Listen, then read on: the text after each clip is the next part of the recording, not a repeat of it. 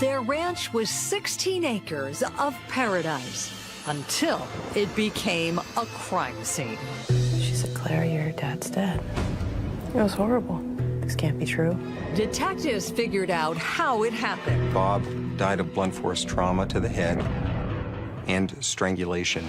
Would the evidence tell them who did it? Strangers don't clean up after themselves in murders.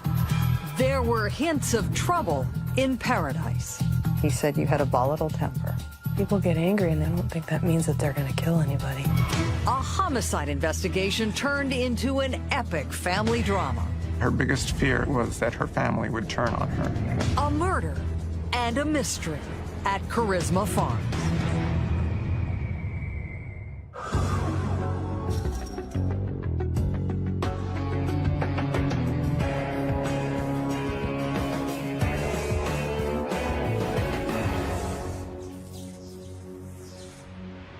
Hi, I'm Paula Zahn, and tonight we're on the case in Valley Center, California, a small town tucked away in the Rocky Hills north of San Diego.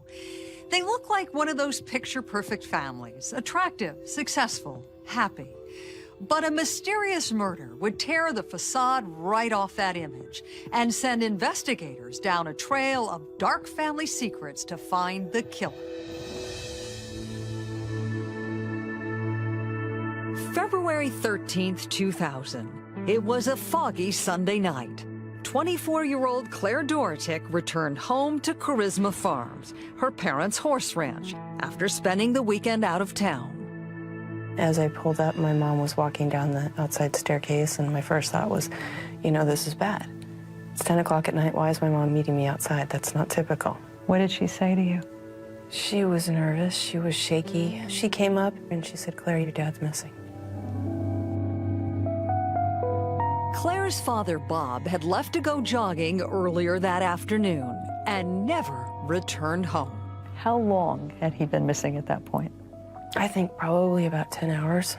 Bob had been watching a basketball game on TV while getting dressed for his run. That's the last time Claire's mother, Jane, had seen him. Charisma Farms was a gracious 16-acre spread, and Jane had been outside tending to their 18 horses when Bob left the house. She said it must have been around 1 p.m. and that nothing seemed out of the ordinary as she was making her rounds. Sometimes my dad would run for a couple hours, so it wasn't concerning until probably, you know, later and later in the afternoon that he wasn't back yet. When night fell and there was still no sign of her husband, Jane knew something was wrong. Jane made some phone calls, trying to find Bob. She was concerned. Jane phoned friends in local emergency rooms, but her husband was nowhere to be found. She thought perhaps he injured himself and was out there injured, so she had gone out looking on the roads that he typically runs on. Around 7:40 p.m., Jane called police and reported her husband missing. Deputies came to the house and started searching the area. When Claire arrived, she was able to give the deputies guidance. She often went jogging with her father and knew his favorite routes. They asked where my dad might be running. Would he go down this trail? Would he go down that trail? Would he go down to the cafe? They just really wanted to know any possibility about where he might have run. After the deputies checked the area and couldn't find Bob, they activated our search and rescue unit, which is a group of specially trained volunteers that set up a command post and set up a full-scale operation to look for Bob. I remember thinking that as long as they're working on it, they're going to find him. He'll be okay.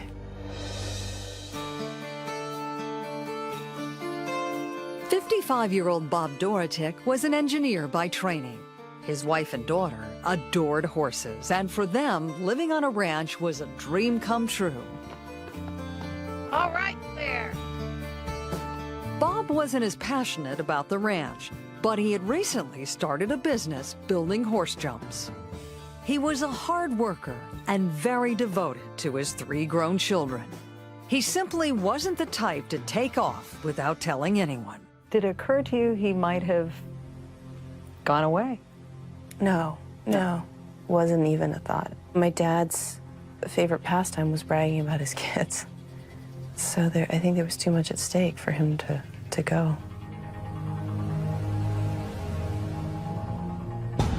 An intense search continued for hours until detectives made an ominous discovery about 2 miles from the house. They found his jacket off to the side of the road. And when they found the jacket, there was no evidence of a crime scene, so that kind of centered the area of looking for Bob around where the jacket had been found. Then, at around 4:30 in the morning, another discovery. This one was heartbreaking. 100 feet from the road, detectives found a body in the brush. Claire's beloved father was dead. Didn't make any sense to the family. When detectives reported what they had found, the news was shocking. It was pretty apparent, looking at the body, that foul play was involved. There was a small piece of rope wrapped around Bob's neck. Bob Dorotek had been murdered. The investigation quickly became Lieutenant William Donahue's top priority. Basically, that morning, fanned out and started looking, for evidence of where Bob might have been killed. Some of us peel off and conduct interviews in the community.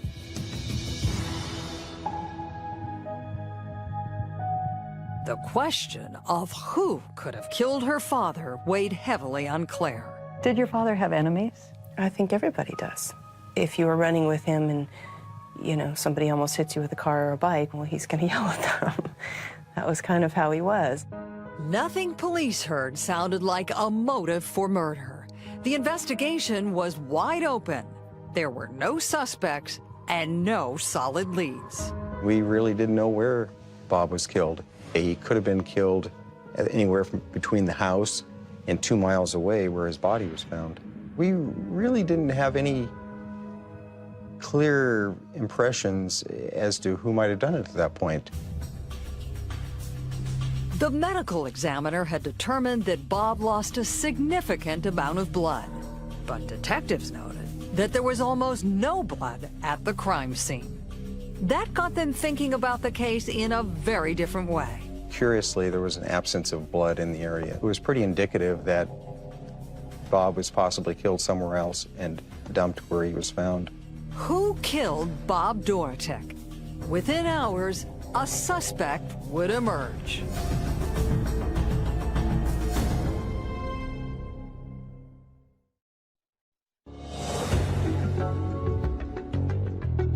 Bob Dorotek and his family had turned Charisma Farms into their dream home.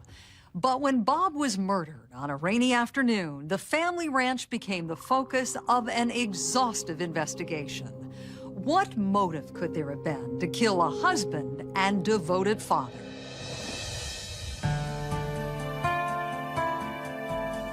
What were your father's passions? He loved to run. My dad came to every single track meet. I think I had the only parent on the team who came to every track meet. Never missed one. The weekend before your father died, you ran in a marathon with him. What was that experience like? I couldn't trade that for the whole world. I mean, that was the best experience of my life. I think of my father's life, too.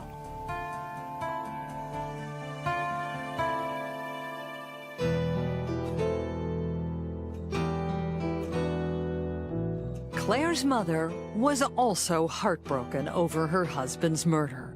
During their 30-year marriage, Jane and Bob had their ups and downs. 3 years before his death, Bob had even filed for divorce, but they reconciled soon after. At the time of his death, Claire says her parents' marriage was stronger than ever. How would you describe your parents' relationship shortly before your dad died? Good. They had reconciled, they had separated their finances. My father had started a business, was happy with it, it was going well. Claire and Jane loved living at Charisma Farms, but the ranch had been a source of family tension. Bob worried about the high cost of maintaining the 16-acre property and caring for the horses. There were points in your relationship with your father where you'd argue about horses too, right? Mm-hmm. But that was gone in and around the time of his murder? At that time, yes, because he was no longer financially supporting them. So he had a very different attitude toward them at that particular moment. Bob's change of heart about the ranch seemed genuine. His new business even catered to equestrians. At the time of his death, he seemed at peace and happy as he had ever been. But now, the Doroteks were facing a harsh new reality. As they mourned Bob's loss, they had to deal with the investigation into his unsolved murder and a new life of public scrutiny. There was a lot of news media attention to this case. This is an area that is not known for violent crime. Local deputies weren't accustomed to solving murders, so the case was taken over by the San Diego Homicide Unit. The first break in the case came when detectives processed the area where Bob's body was recovered. Next to his body, they found 2 sets of tire tracks from 2 different trucks. One of those tire tracks involved a truck with 3 different manufacturers having made the tires. Detectives hoped the distinctive tire tracks would help lead to Bob's killer, but they needed help to analyze that evidence. We brought in the California Highway Patrol, one of their specialized multi-accident investigative teams, whose specialty is tire impressions. As highway patrol experts processed the tire track evidence, detectives got what looked like an important lead from a woman who lived near the ranch. She said she had seen Bob the day he was murdered, but he wasn't jogging. He was inside a parked pickup truck. There was a witness who came forward who said that she had seen a pickup truck with 3 men in it, one of whom she was sure was Bob Dorotek, who was slumped in between these 2 other men. And that wasn't all. The witness said the truck was parked only 50 feet from where Bob's body was found. The tip seemed to dovetail with another promising lead about a ranch hand who worked at Charisma Farms. His name was Leonel Morales. Morales was scheduled to work on the Sunday Bob was killed, but he never showed up at the ranch. Detectives were especially interested to learn that he also drove a pickup truck. The ranch hand that they hired, Leonel, he did not work on the 13th. So we wanted to try and track him down to see why he didn't work on the 13th. He was certainly a person of interest. Detectives brought Morales into the station. We learned that he would come in on Sundays for a half day, but he opted not to work that day because of the heavy rain. Too rainy? There's plenty of work to do on a horse ranch during a rainstorm. And conditions weren't all that bad. After all, Jane was doing chores that afternoon and Bob had gone out jogging. Detectives weren't remotely convinced by the ranch hand's explanation. They collected blood samples and examined his clothes to see if something could be linked to the crime scene. Leonel Morales was looking like a strong suspect. They impounded his truck and threatened to deport him. What was your reaction when you heard Leonel Morales was a suspect in the investigation? He could have been a suspect. He was near the house that day. And I think at that point there was enough suspicion about, anybody's fair game around here. But forensic experts couldn't connect Morales to the crime. His tires didn't match the tracks left at the scene, and analysis of his clothing didn't yield any evidence. We were able to eliminate Leonel based on interviews with him, his family members, and friends that were able to account for his whereabouts that weekend. Ranch hand Leonel Morales was officially dropped as a suspect.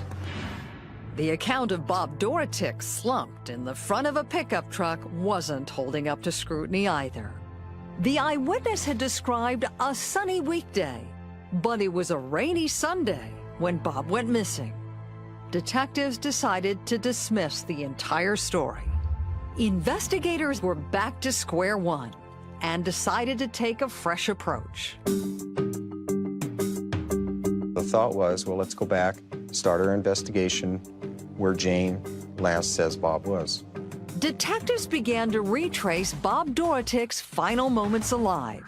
They conducted a methodical investigation into every place he might have been. It would lead police to a shocking discovery and a new prime suspect. Coming up, the investigation hits home. The detectives came in and said, "Do you know why there'd be blood in the master bedroom?"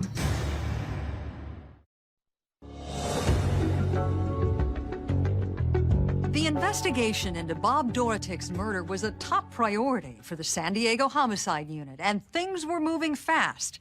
Autopsy results came back just one day after the body was found. Bob had been bludgeoned with a blunt object and also strangled. Detectives pored over the coroner's findings.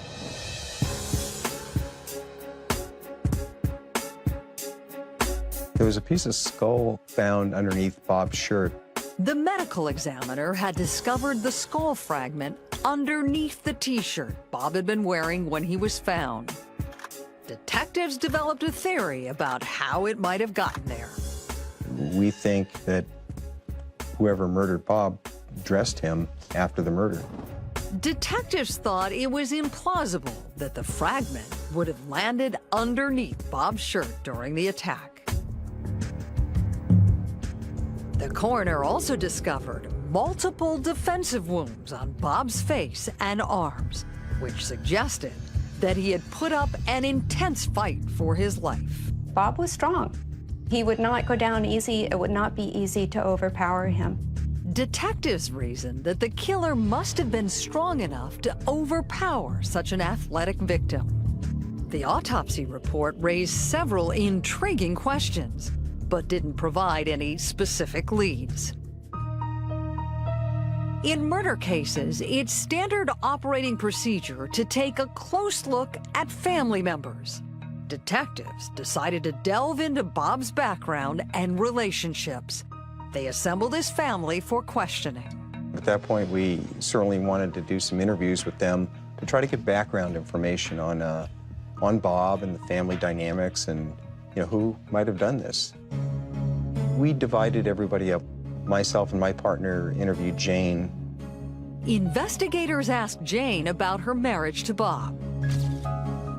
We did learn that they did have marital problems, that they had recently reconciled and moved in together with each other after having been separated for about 1.5 years. We learned at one point that Bob actually did file for divorce up in Northern California, but had stopped the process to reconcile with Jane.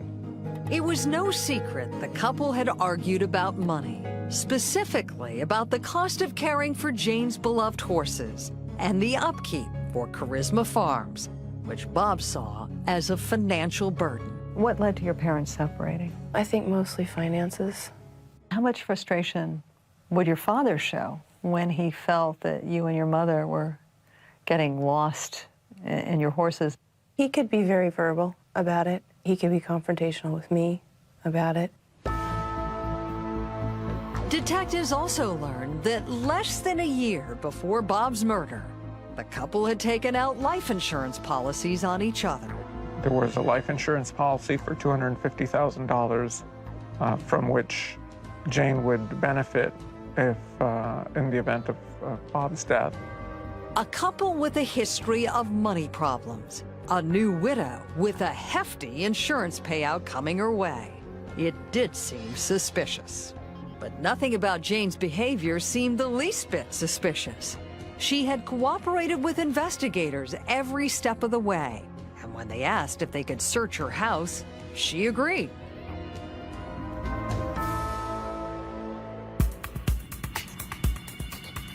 Jane was very cooperative at that point. We went inside the house and we fanned out. Investigators quickly made an intriguing discovery. We found the same type of rope that had been found around Bob's neck.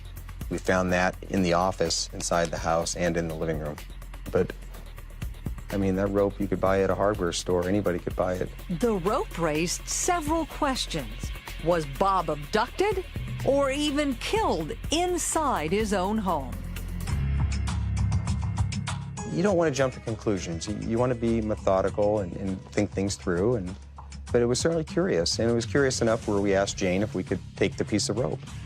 Jane said detectives could take anything they needed if it would help them solve her husband's murder. The search continued in the master bedroom.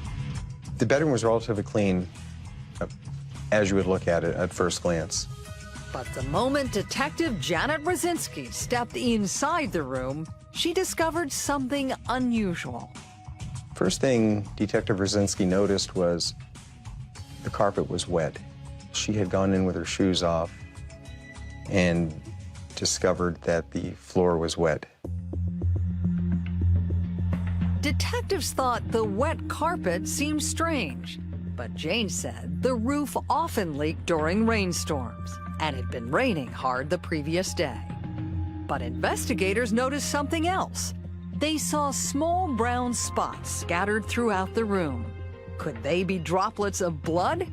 They asked Jane for an explanation. One of the detectives came in and said, "Do you know why there'd be blood in the master bedroom?" And Jane said, "Bob had a nosebleed about 2 weeks ago." We stopped our search at that point, and I went and obtained a search warrant for the residence. Jane was surprised when detectives returned soon after with a warrant to search the premises. Jane said, "Do you really need to do that? I would give my permission." And, I mean, she already had. Detectives told Jane they wanted to do everything by the book. They asked everyone to wait outside while they continued processing the master bedroom.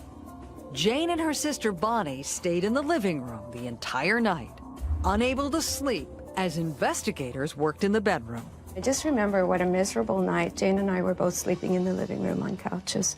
Literally all night long, they were coming in and out. You know, there was just no getting any sleep that night.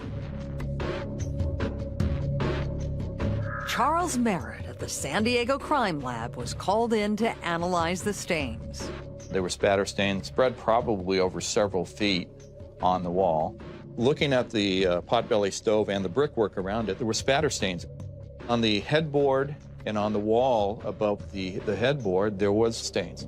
There weren't a lot of them, individual small spots. The stains had the appearance of blood spatter. Investigators would have to take samples to the lab to get confirmation. As investigators continued to collect evidence, the mood inside the house was getting tenser by the moment.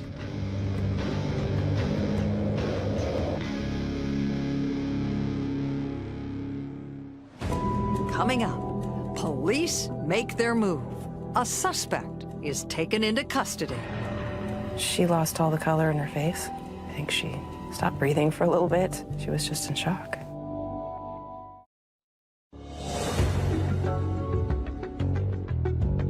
Detectives investigating Bob Dorotik's murder were now searching for clues inside the family's house at Charisma Farms. When they discovered suspicious-looking stains in the master bedroom, forensic specialists were called in. Their work lasted through the night as Jane and her family anxiously waited for answers.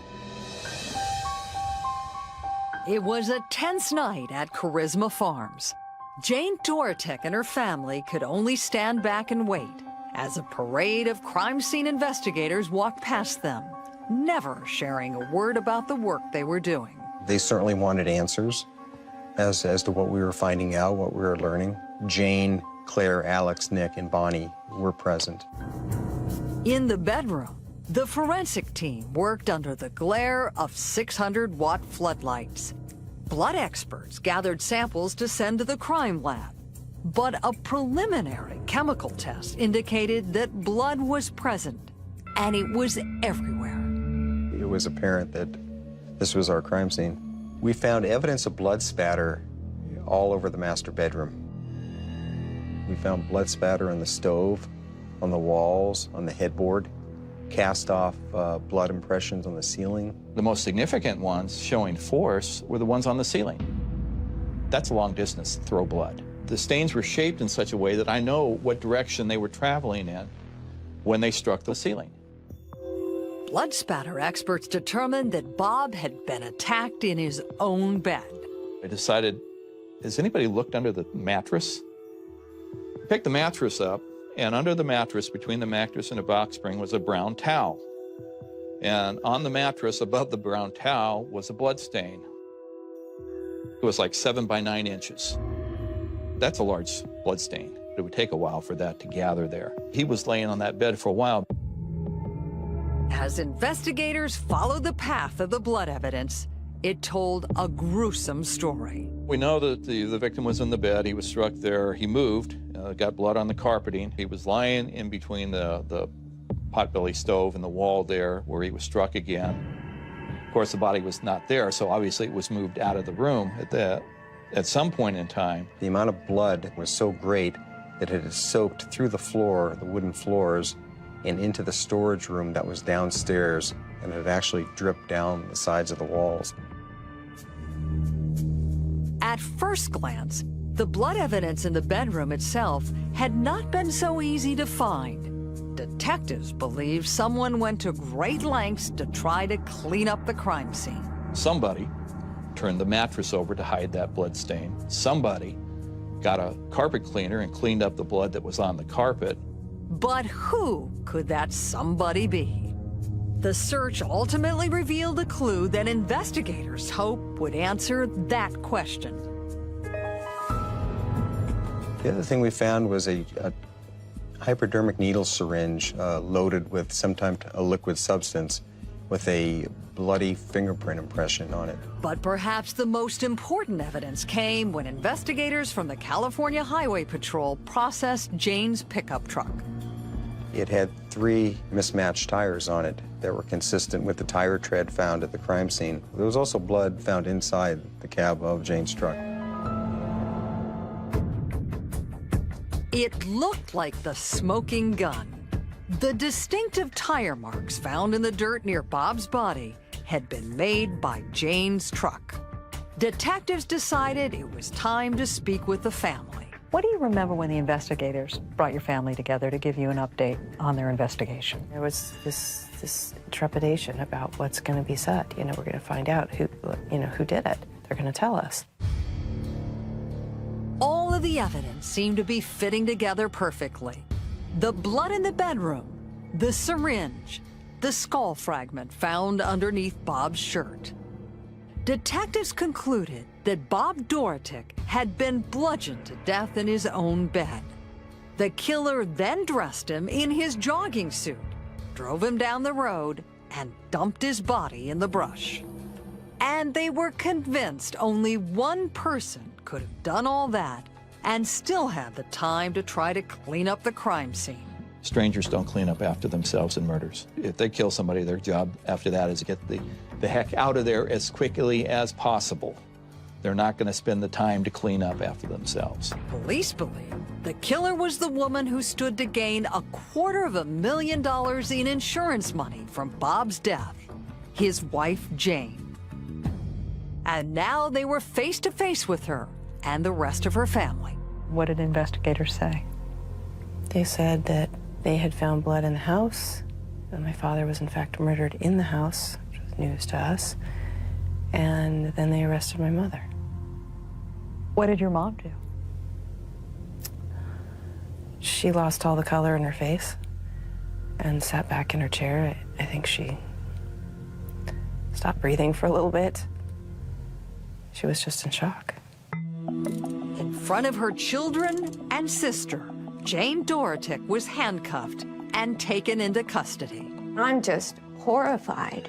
And I said, "What the bleep are you doing?" She was shocked. I mean, she was dumbfounded. It was horrifying to be removed from her kids, you know, who she wanted to comfort and support in this. Jane was arrested and sent to jail before the blood evidence collected at the house had even been sent to the crime lab. When testing was completed, there were 2 critical findings. The blood found in the bedroom was Bob's, and the fingerprint on the syringe belonged to Jane. The syringe contained a powerful animal tranquilizer, and that was Jane's thumbprint that was in Bob's blood on the hypodermic needle syringe. To prosecutors, the evidence looked overwhelming. They charged Jane Dortick with first-degree murder. Murder of her husband. I can't, I just can't compute it. And I said, how? She was just in shock. But I don't think really, when you're innocent, you really trust the system, as we did. Did you think of any scenario where you thought that it was in fact your mother who was responsible? No. I had never known her to harness any hate for my father. She was the type of mother that all of the kids on the street would come home to because they could talk to her. That type of person just doesn't murder people. Jane's family also insisted she wasn't strong enough to overpower Bob, then drag him out of the house, across the porch, down the steps, and into her truck. She was not physically capable. She was hit by a drunk driver 17 years earlier, and it shattered her hip. She has a metal pin in her hip. She wasn't able to exercise or ride anymore. If she walked up a hill, she would limp. She couldn't change the water bottle on the cooler. Convinced of her innocence, Jane's family launched a media campaign to find the real killer. There's no possible way my mother could have been involved with this at all, and it's a terrible tragedy that the person is still out here at large and not a lot is getting done. Prosecutors believe the killer was exactly where she belonged, in the San Diego County Jail, awaiting trial for murder. Coming up, a family divided, the dramatic conclusion of a murder at Charisma Farms. He said you had a volatile temper. People get angry, and I don't think that means that they're going to kill anybody. Want more on the case? Go to investigationdiscovery.com/PaulaZahn and view more exclusive interviews and behind-the-scenes video. When Jane Dortick was charged with murdering her husband, her friends and family stood firmly behind her. But as the evidence was laid out, even her own children started to believe she was guilty. It had been a case filled with shocking revelations, and there was one more incredible surprise still to come.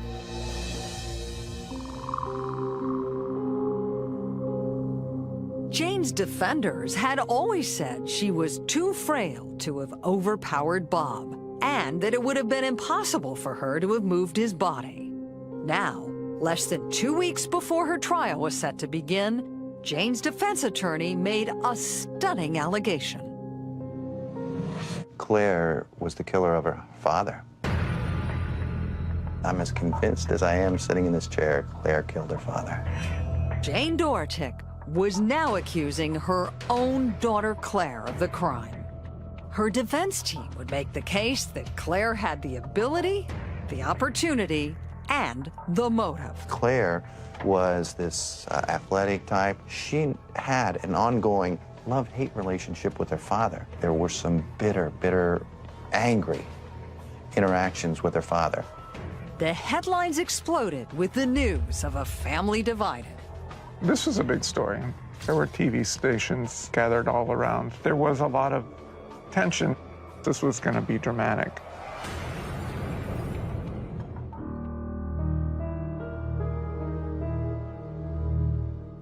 Did you kill your father? Of course not. Did you have anything to do with his murder? Of course not. What was your alibi the weekend your father was murdered? I was with my aunt in Long Beach. When the trial began, prosecutors dismissed that allegation as a last-ditch effort by a desperate defendant. They told the jury that Bob had been actively seeking a new job and that his marriage to Jane had deteriorated so badly that he might have asked for a divorce the weekend of the murder. Perhaps he had decided, this isn't working out, maybe we should go through the divorce. And that he may have expressed that to her that night. Prosecutors said a divorce would have forced Jane to give up her beloved Charisma Farms and a lifestyle she had come to cherish. Divorce would have also led to Bob removing Jane as the beneficiary of his $250,000 life insurance policy. She chose murder over a divorce because it was going to cost her too much. Prosecutors said the facts of the case could lead to only one conclusion. Jane Dorotic bludgeoned her husband to death and then tried to cover up the crime. They methodically laid out the evidence for the jury. She did report her husband missing, and it turns out that the murder occurred within the bedroom. Her bloody print was found, and it was the decedent's blood, was found on a syringe in the master bath. The tire impressions that were found at the location where the body was found matched the tires on her truck. When the defense got its turn, Jane's attorney said the notion that Bob wanted a divorce was pure speculation. That was a theory the prosecution had. We had some witnesses saying, no, that's not the case. And we brought in some pictures of them shortly before the killing where they're just hand in hand. The defense also argued that Jane wasn't emotionally nor physically capable of killing her husband, but her daughter, Claire, was. We had witness after witness, good witnesses, credible witnesses, talking about her volatile temper. There was something that snapped in that bedroom that day, and when it snapped violently and viciously. Your mother's defense attorney said you had malice and the motive to kill your father.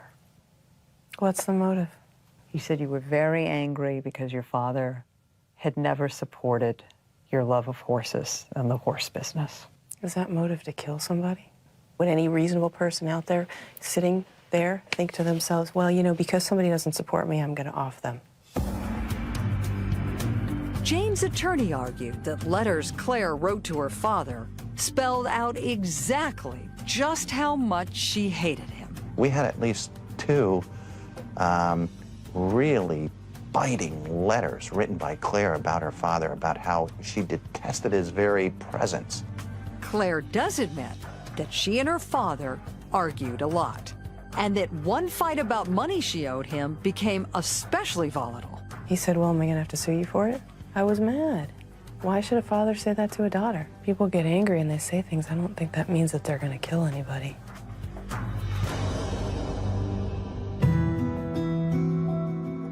Claire says at the time of the murder, her relationship with her father was the best it had ever been. But the jury never got to hear her side of things. Claire invoked her Fifth Amendment right against self-incrimination and refused to testify. The pounding Claire took in court made her worry about her own legal jeopardy. You were convinced you might be arrested. Mm-hmm. Every day, I think to myself, today was another day you didn't see a car coming down the driveway. Did you think you were going to prison? I did. That you would be convicted? Yep. Of killing your father? Yep. An extraordinary family drama was playing out in the courtroom. Do you think your mother sold you out?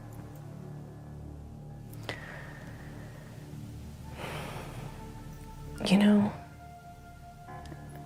I think in a lot of ways it was always about my mom. I don't think my mom harbored any ill will toward me. I simply think she just didn't realize. The lack of bitterness you betray towards her. Frankly, it's kind of hard for me to understand. I think my mom was terrified. I think she was like a deer in the headlights. She couldn't think about anything other than, how do I not go to jail? After 3 weeks of dramatic testimony, the case went to the jurors. What would they think of the dramatic defense strategy to accuse Claire of the murder? They deliberated for 4 days before returning with a verdict. We, the jury, in the above title cause, find the defendant, Jane Marguerite Dorotic, guilty of the crime of murder in the first degree. Jane Dorotic, guilty of murdering her husband. The judge sentenced her to 25 years to life in prison. Do Do you think your mom killed your dad? I don't have any idea. And I don't spend any time thinking about it. Have you ever asked your mother directly? No. Did you kill Dad? No. Why not? I don't think it's going to change anything for me. You know, is it going to make my life better to think, okay, great, now I have a dead dad and a murderer for a mother? The California Institute for Women, where Jane is currently being held, would not allow her to appear on camera for an interview. So we spoke with her on the phone. To this day, you maintain you're an innocent woman. That's correct. Who then killed your husband? I wish I knew, because obviously that would resolve my dilemma and at the same time take a killer off the streets. You deny killing your husband. Were you involved in any plot, in the planning of his murder? Of course not. Of course not. Absolutely not. During the trial, you were willing to accuse your own daughter of murdering your husband. Why did you do that? Very, very reluctantly. But the bottom line is that you and your attorney were willing to sell her out. Well, I certainly didn't see it that way at the time, and as I say, it was an awful decision. It's a decision that has followed Claire ever since. Do you feel like you're going to go through the rest of your life that somehow someone's either going to link you to your father's murder or in some way believe you were responsible? To some extent, yes. But, you know, it doesn't really matter to me. I can't control what people think. It's been a long and difficult journey for Claire, a woman who has been battered by so much loss and so many regrets. I'm sorry I was ever accused. I'm sorry my dad was murdered. I'm sorry my family was torn apart. I don't have a family. I'm sorry about a lot of things. Be grateful for what you have, because it could be gone tomorrow.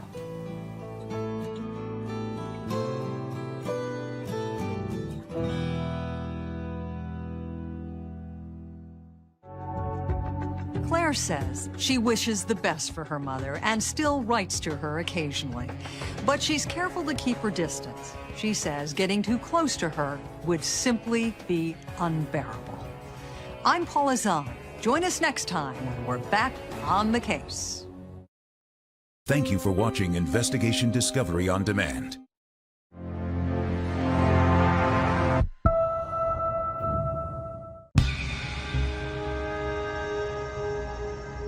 What did the patrol officer see when he walked inside the apartment?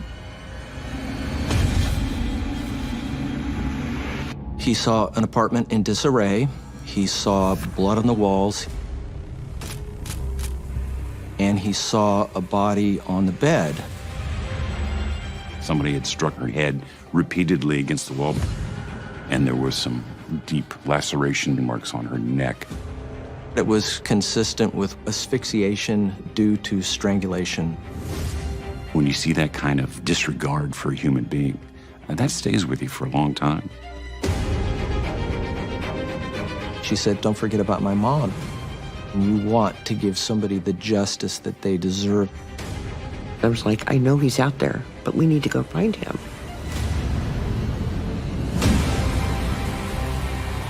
Witnesses had heard an argument between Betty and her boyfriend.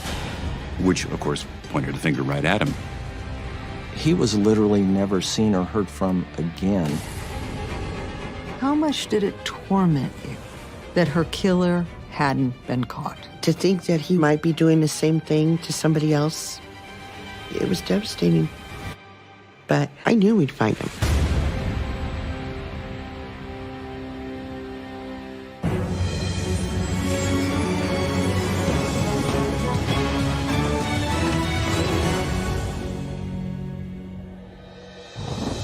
Hi, I'm Paula Zahn. Tonight, we're on the case in Oakland, California.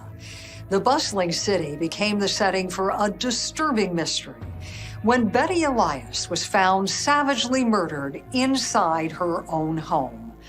The puzzling clues at the crime scene appeared to be designed to misdirect the investigation.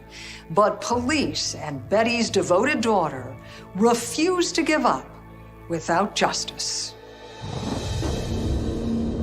October 28th, 1979. It was a cool Sunday morning in downtown Oakland when a neighbor noticed the front door to Betty Elias's apartment was ajar. As he walked over to close the door, he made a shocking discovery.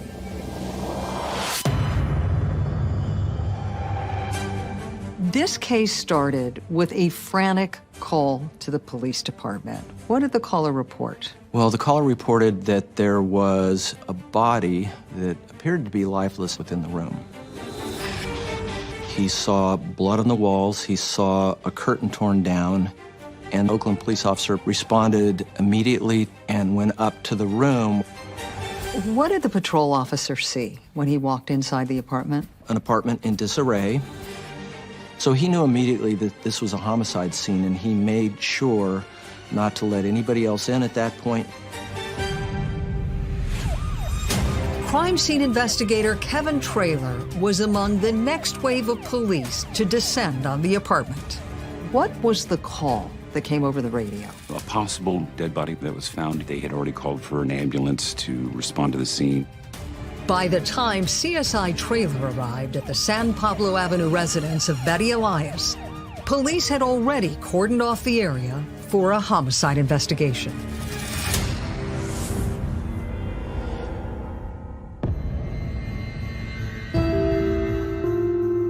Back at that time, this was an economically challenged area, mixed-use properties, and the victim had lived in a resident transient hotel that was located in the same block. The rugged but close-knit neighborhood had been home to Betty Jean Elias. The hardworking waitress lived alone in a small studio apartment that was now a crime scene.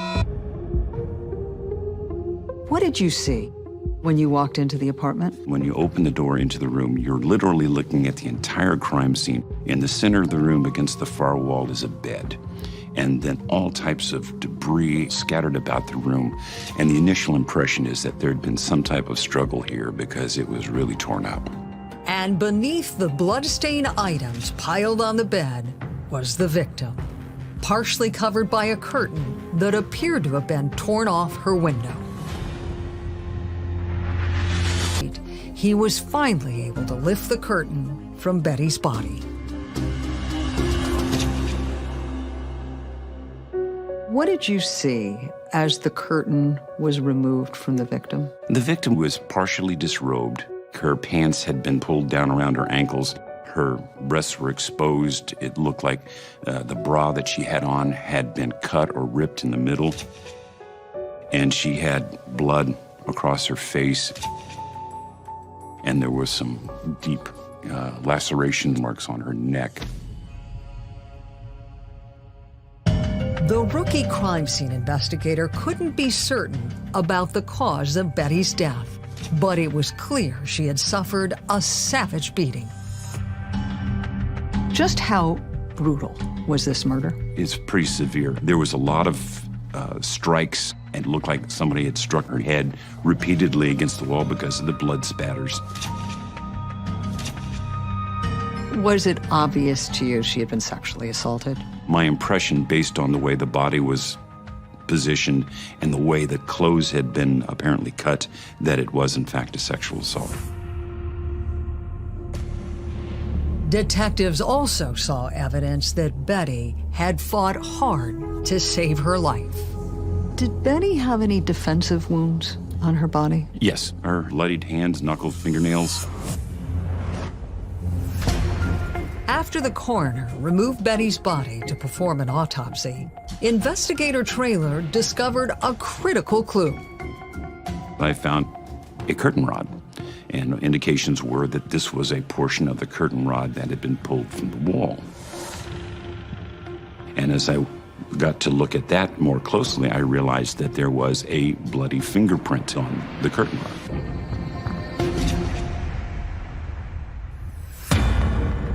The fingerprint appeared to be a promising lead. How critical of a clue did you think that would be? At the time, I was hoping that they could identify someone based upon that. There was quite a bit of detail. But first, police would need a suspect to match it with. Investigator Traylor also found clues that helped him develop a theory of how the attack had unfolded. He noted that the killer had not forced his way into her apartment. There was no indication of any kind of damage to the door lock or the door frame. And robbery did not appear to be a motive for the attack. Could investigators ever determine whether anything was stolen from Betty's apartment? She had jewelry on her fingers. She had a necklace on. Nothing appeared to have been stolen. Everything at the crime scene pointed to two possibilities. Betty had been viciously attacked by a man she had willingly let in, or the killer had a key. And that meant police would have to take a hard look at those closest to Betty Elias.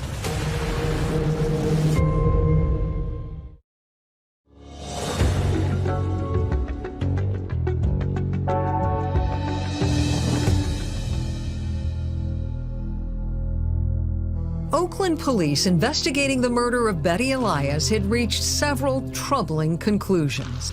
Based on the disturbing evidence at the crime scene, it appeared the 45-year-old had been viciously beaten, sexually assaulted, and strangled to death in her small apartment. Detectives theorized the killer was someone Betty knew and trusted.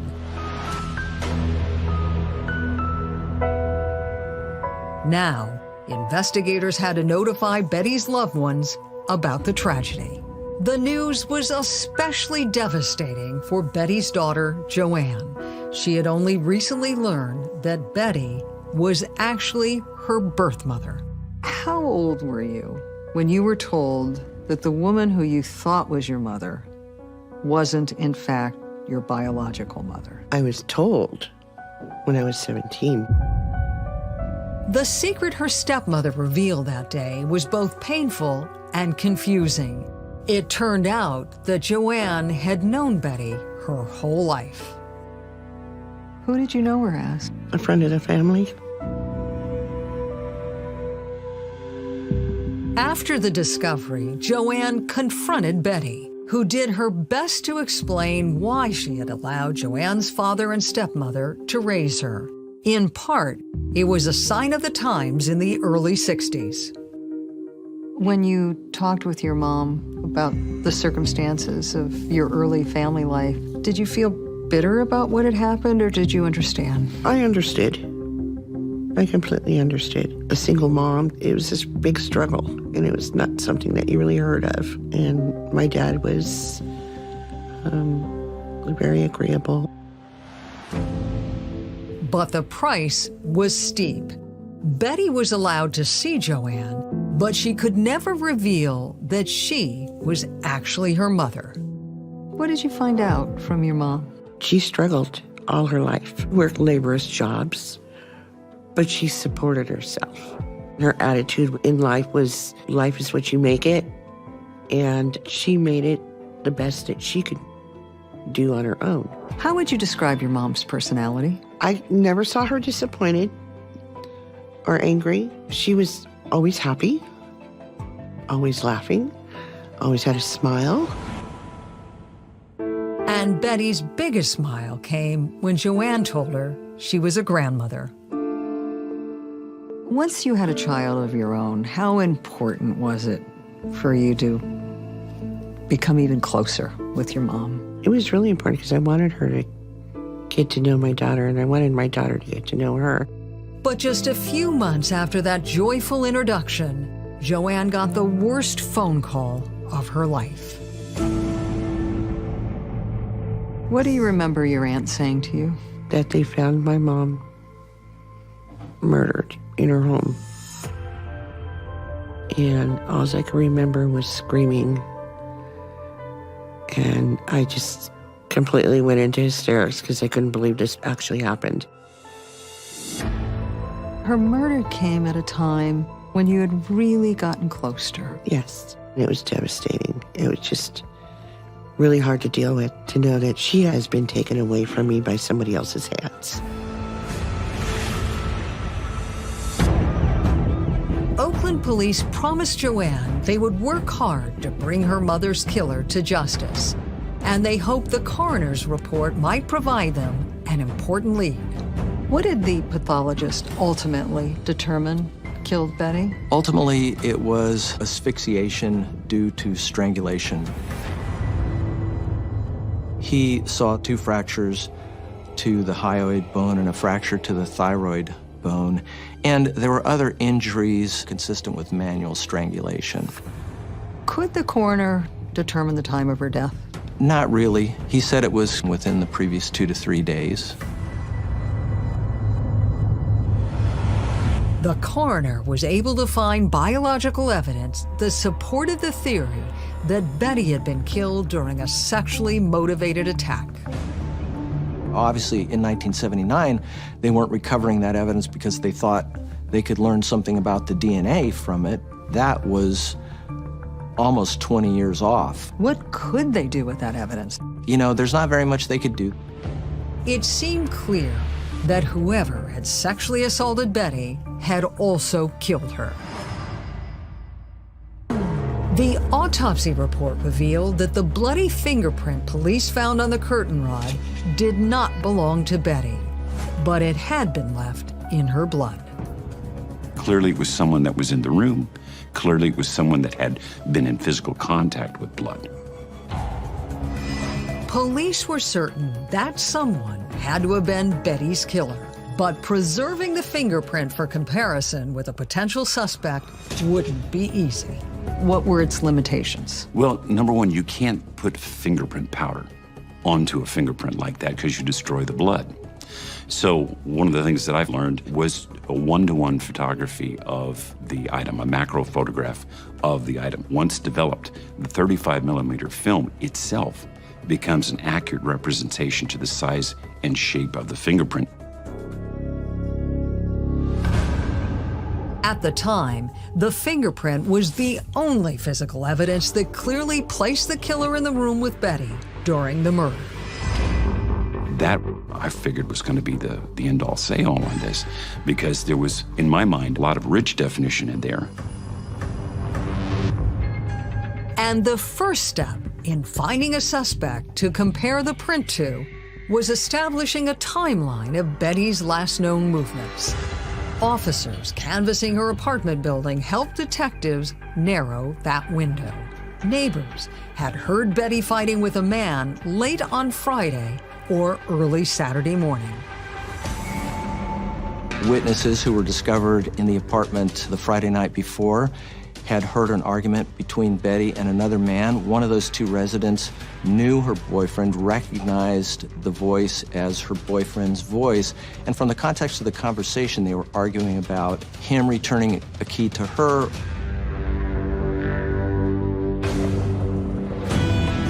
Could it be the same key Betty's killer had used to enter her apartment? Investigators came to learn that Betty had a tumultuous relationship with her boyfriend. Was he the obvious suspect in her killing? He was absolutely the prime suspect, and rightly so.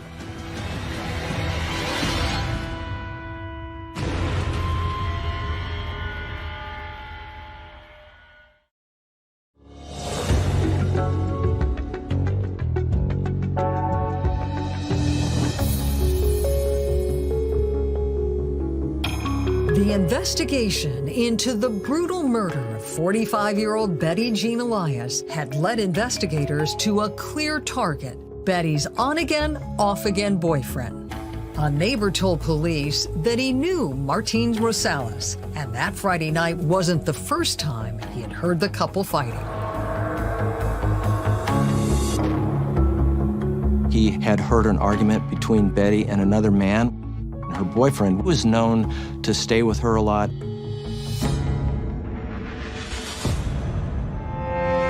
As investigators took a closer look at Betty's boyfriend, they discovered more evidence of the couple's troubled relationship. What made investigators immediately suspect Betty's boyfriend? There was clearly some type of domestic issue between the two of them that resulted in police intervention. And there was information that I found that included bail documents and restraining order information. From a violent scene like that, 2 + 2 can often equal 4. Betty's daughter, Joanne, also pointed investigators towards her boyfriend. What did your mom tell you about her relationship with her boyfriend? I guess this particular one was jealous and argumentative and could be violent with her at times. Those closest to Betty said she was tired of the volatile relationship and had ended it for good just days before. She had told somebody that Friday night she was breaking up with her boyfriend because they had been having these fights. Investigators were intrigued by the timing of the breakup, so close to the night of the murder. And Betty's friend raised more concerns when she mentioned that Rosales had been seen in the same nearby bar as Betty just hours before the loud argument in her apartment. She was having drinks at the Club San Pablo. You can see the club from her window. Martin, the boyfriend, actually showed up. She offered to buy him a beer. He refused it. Witnesses said Rosales had left the bar alone more than an hour before Betty. What did investigators learn about Betty's last known movements? Her whereabouts is kind of unaccounted for until the witness heard the argument in the hallway. That's the last anybody heard of Betty. Toxicology reports gave police more insight into how the attack may have unfolded. Betty Elias had been drinking, and medical reports after her autopsy showed that she would have been under the influence. The hallway to her apartment door would have been very dark. The theory was that he had somehow snuck up behind her. The argument Betty's neighbor overheard about a key raised another chilling possibility. Could the fight have begun with Betty angrily confronting Rosales for using a key to enter her apartment without her permission?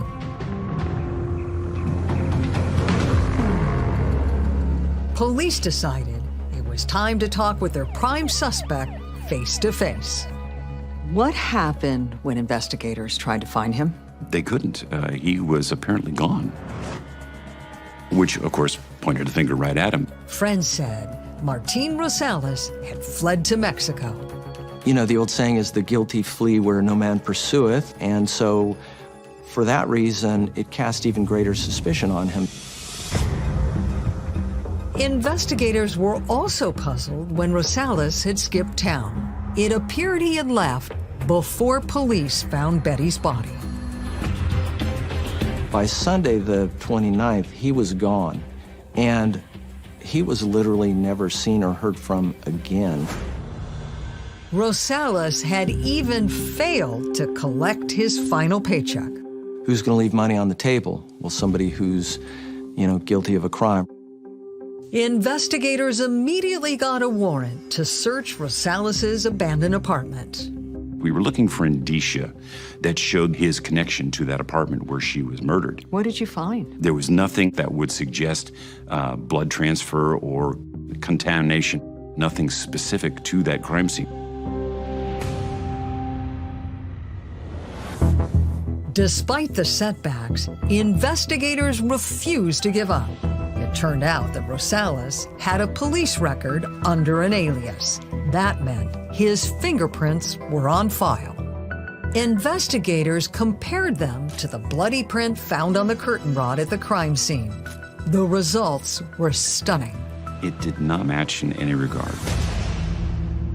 Were you surprised there wasn't a match? I was fully unprepared for it to come back as negative. It was quite a shock. Where did that leave the investigation? It left it in kind of the twilight zone. What had been assumed of a likely suspect now became a whodunit. Investigators had no choice but to move on from Martín Rosales and start back at square one. But they remained confident the fingerprint on the curtain rod would be the key to finding Betty's killer. Was there anyone else police obtained fingerprints from? Yes, they did a lot of sensible things, which is look at ex-boyfriends and ex-husbands. You know, people who would have had understandable motives to kill somebody. Did that lead them anywhere? Didn't. Nope, those were all dead ends. The case might have gone cold and stayed that way forever. But Betty's daughter Joanne was not going to let that happen. Her quest for justice was just beginning. What did you think the chances were that they would ever find out who killed your mom? I had to stay positive. I had to be persistent. He's out there. We need to go get him. I knew we'd find him.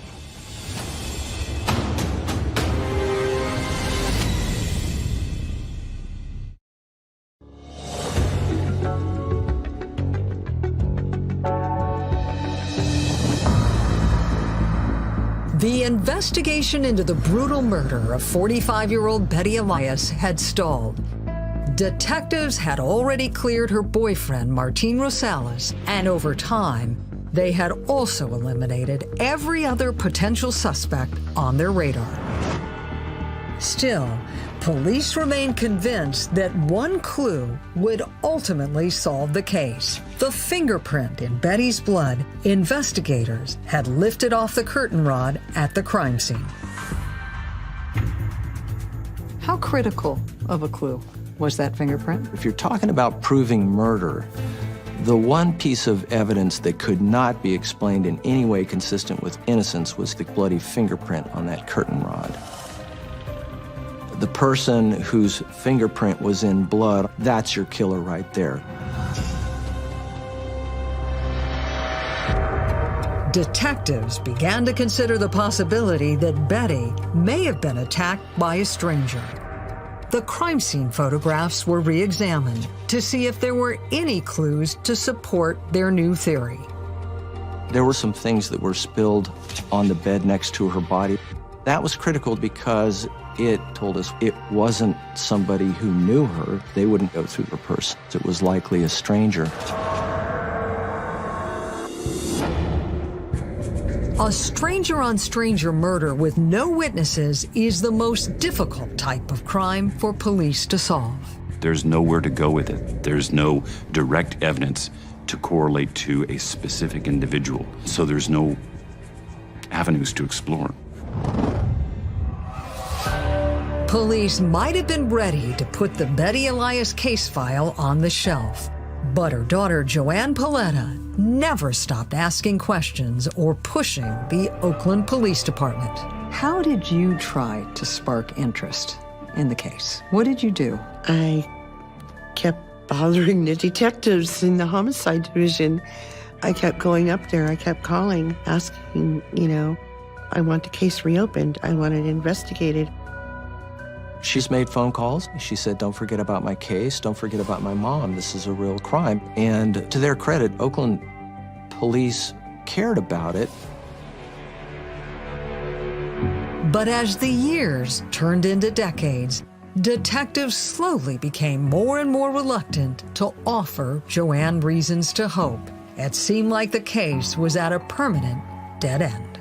When you've got a case from 1979, where all leads were initially followed up on, you'd need some huge break.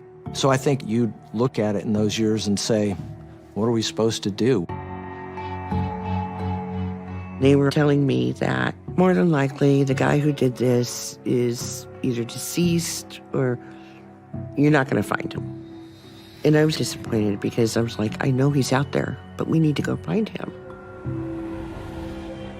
How much did it torment you that her killer hadn't been caught? To think that he might be doing the same thing to somebody else, to another family, it was devastating. But in 2008, the Oakland Police Department launched a cold case initiative, and Joanne's tireless work paid off. How did you get the attention of the cold case unit? I bothered the heck out of them. I called them all the time. I made trips to Oakland. And Joanne even had a game plan for how to close the case. What did you think the key would be to solving her murder? DNA, because it doesn't lie. Was there a sense that the case was solvable after almost 40 years? Yes. A detective looked at the coroner's report and he saw immediately that there was evidence that may be testable for DNA. Prior to DNA being testable, anybody in the cold case unit would have looked at this case and said it was hopeless. But if there was biological evidence collected, it was now more than 3 decades old, and many wondered if it would even be viable for DNA testing. The cold case unit reviewed the file and decided to test some of the evidence. Right. What happened? They put in a request to the Oakland Police Department Crime Lab to test that evidence. Laura Silva, a criminalist for the Oakland Police Department, knew the challenges they were facing with evidence collected in 1979. This is an old case, so we don't know what we're going to find. We ended up looking at a number of evidence items, lots of clothing, as well as slides that were prepared at the coroner's office just from swabs that they had taken from the victim. It soon became clear the coroner's slide contained biological evidence. It was super exciting. We knew we had sperm, we knew we were going to get male DNA, we just didn't know how good of quality it was going to be. The outcome would decide whether the man who took the life of Betty Elias got away with murder, or whether he would finally face justice.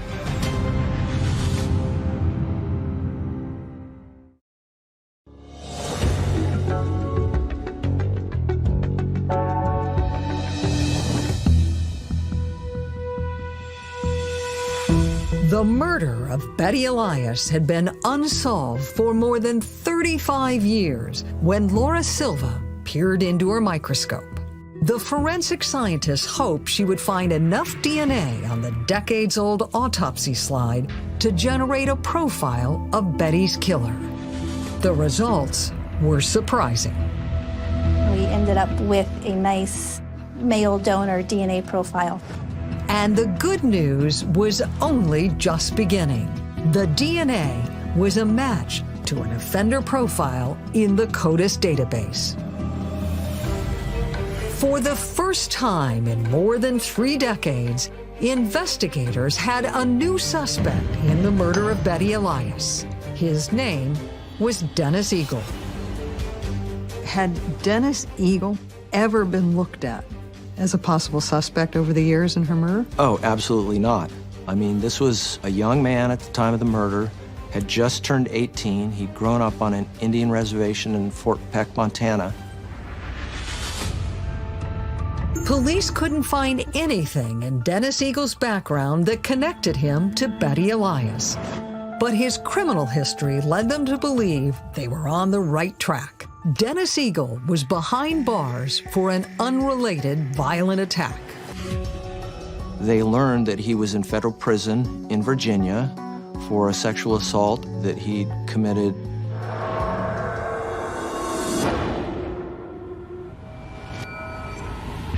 Oakland detectives traveled to Virginia to interview Dennis Eagle. With an audio tape rolling, they asked him some basic questions. Did he cooperate? He was very cooperative. He had no idea what they were talking about and acted as if he had nothing to hide and nothing to explain.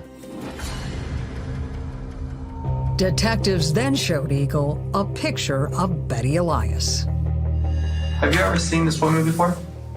No. Police asked Eagle to sign an affidavit confirming he had never seen Betty. Can you please just sign that or initial it for me? Right on her? I've never seen her before. If you don't mind, please. Dennis Eagle claimed he had never met Betty and had never even been to Oakland. When were we in California? I used to live up there with my cousin in San Jose. Do you remember when? No, I think I was about 12, 13 maybe. You never came back? Not as a pass-through? No. Okay, have you ever been to Oakland before? No. Kind of a crazy picture, but you ever seen that place before? It's gonna be like a hotel area in Oakland. No. No? What am I doing all this stuff for? But for us to go ahead and say, you've never been to Oakland, you've never seen any of this before. Can I see everything you got? And maybe I could just answer Sure. you one time that I've never seen it. Investigators hope to lock him into that lie.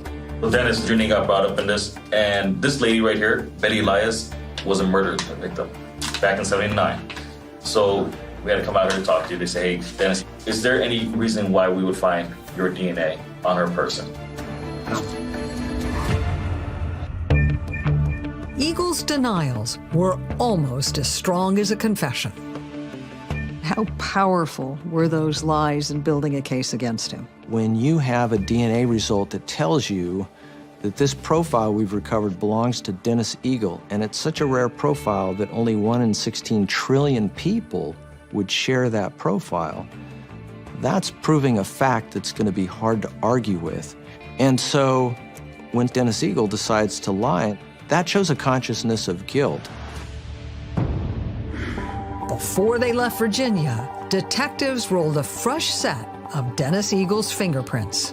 Latent fingerprint examiner Kimberly Lankford compared them to the bloody print found on the curtain rod. Detective Voss brought in a card for me to compare. I had the case for months, and there were many people that they had compared. I wasn't very hopeful because we make more exclusions than we do identifications. And the likelihood of an exclusion only rises when the evidence is more than 3 decades old. Everybody's heard from TV about points of identification. That's just one of the things that we look at. I looked at ridge flow, I look at pattern type, I look at spatial relationship between those points. And the time-consuming analysis confirmed what those working on the case had been hoping. I did the comparison, and I determined they were the same source.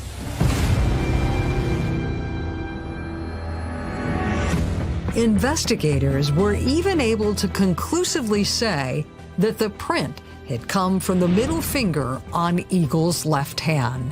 No one was more surprised than Kevin Traylor, the man who had carefully photographed that bloody print at the crime scene. What was your reaction when some 40 years after you investigated this case, you found out there was a new suspect? I was genuinely shocked. And that's when they explained that they had identified a fingerprint that was in the blood. They were able to physically put him at this scene. That's incredible. Alameda County Deputy District Attorney Mark Melton agreed.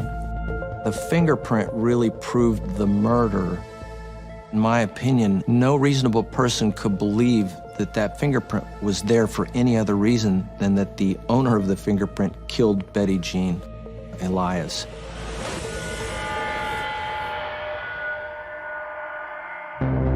Dennis Eagle was charged with the murder of Betty Elias. When his trial began in April of 2019, investigators explained a theory of how the terrifying crime unfolded. They believe Eagle arrived in Oakland just minutes before committing the crime. The Greyhound bus station to my right is where we believe Dennis Eagle arrived to Oakland. And at that time, he was just a block and a half away from where Betty's apartment was. We believe that somewhere in that block and a half is where they first made contact with one another. It was close to midnight when Betty left the bar across the street from her apartment. What do you think happened the night that Betty was murdered? Well, my theory is that she was probably exhibiting some of the symptoms you'd likely see from somebody who had had a little bit too much to drink. I think He saw her on the street and targeted her as an opportunity. Investigators believe Eagle followed Betty and either pushed his way into her apartment as she entered or perhaps offered to help her with her key.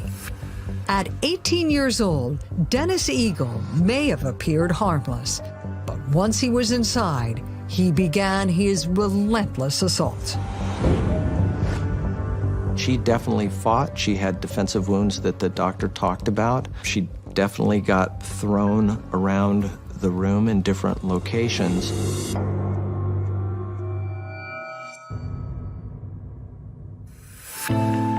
Many aspects of the trial were emotionally challenging for Betty's daughter, Joanne. But the most difficult part for her was Dennis Eagle's apathy and lack of remorse.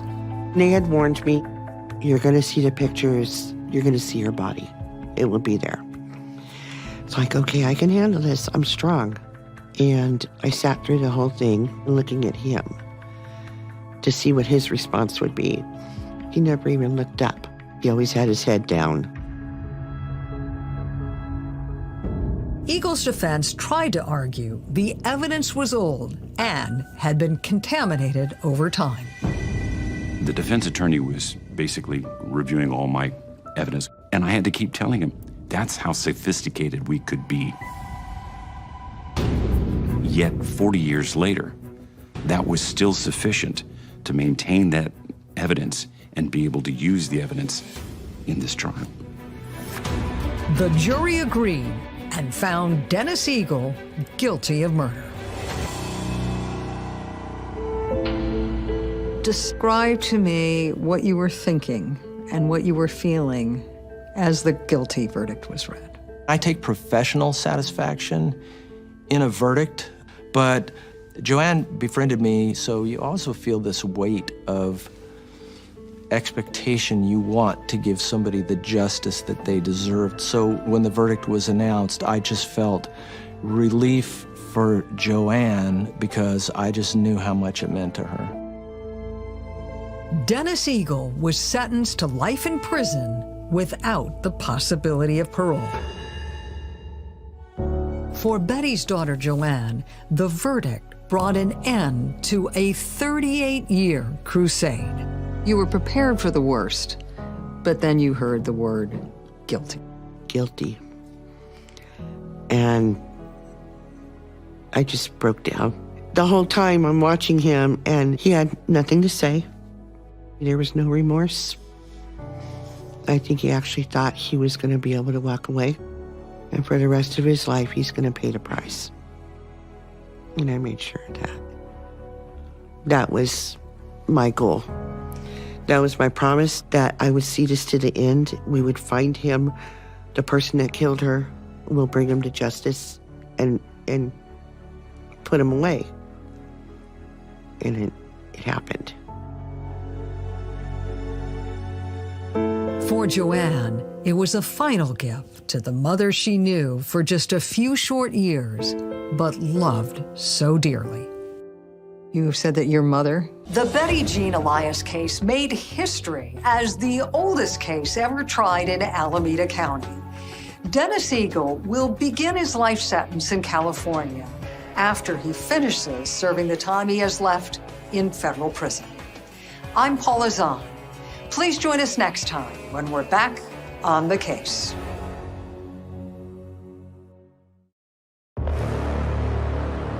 When you arrived at the river, what did you see? We saw quite a bit of blood on the bank. She had traumatic blows to the back of the head. She only had her bikini top on. That leads to suspicion that there was some type of sexual motivation. The injuries were catastrophic. It was a very, very violent crime. Had I went fishing with her, she'd have still been, would have still been alive. It's like losing a part of yourself you can never, ever manage to get back. I would give anything to hear her voice one more time. He was stalking her. She told him multiple times, leave me alone. I don't want anything to do with you anymore. It was so personal. I was afraid the killer was still very close. The whole city was scared. How determined were you and your team to bring Alyssa's family justice? It was an all hands on deck. We were extremely determined. I was concerned it was going to happen again, and soon.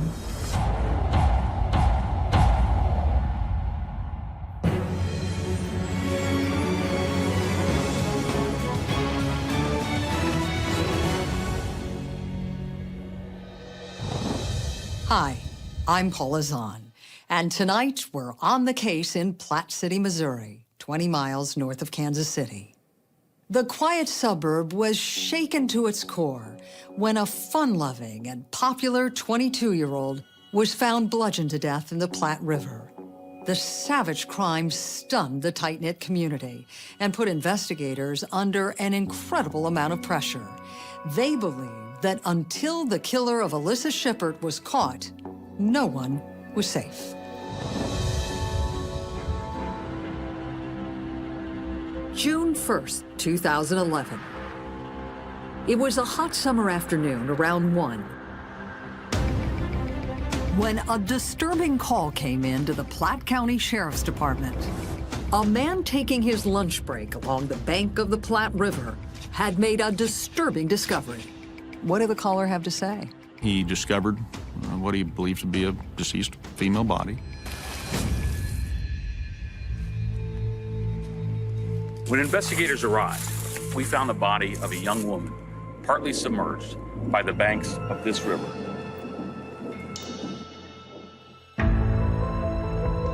When I first saw the victim, she was roughly 10, 12 feet down from where I was standing. She was face down. She only had her bikini top on. There was traumatic injuries to the back of the head. What did you think you had? We knew what we had. We have a homicide. Investigators were stunned. The murder was the community's first in over a decade, and it was clear the victim had suffered a brutal attack. The injuries were catastrophic. It was a very, very violent crime. Whoever this person was had a lot of rage. When the young woman's body was removed from the water, the mood of investigators grew even darker. Several of the detectives believed they knew the young victim. Who did they fear they had just recognized? Her name was Alyssa Shippert, a young gal that worked as a cashier down at the local convenience store there in town. Most of the deputies on the scene had been Alyssa's regular customers. The 22-year-old was friendly and always had a smile on her face. A lot of people knew her very well. The convenience store is just 2 blocks down the hill from the sheriff's office. She's a very friendly girl, very outgoing. She had a really upbeat personality. She didn't know a stranger. Why would somebody want to harm her? It just didn't make any sense. Despite the personal connection, the detectives knew that they had to put their emotions aside and focus on the job at hand. Did you find any evidence at the scene? Just upriver from where she was, we saw quite a bit of blood on the bank and some flip-flops. Alyssa's torn bikini bottoms were found just steps away. That leads to suspicion that there was some type of sexual motivation involved in what happened.